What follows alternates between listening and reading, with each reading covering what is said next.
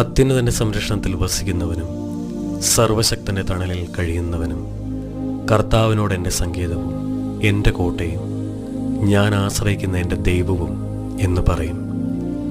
അവിടുന്ന് നിന്നെ വേടന്റെ കെണിയിൽ നിന്നും മാരകമായ മഹാമാരിയിൽ നിന്നും രക്ഷിക്കും.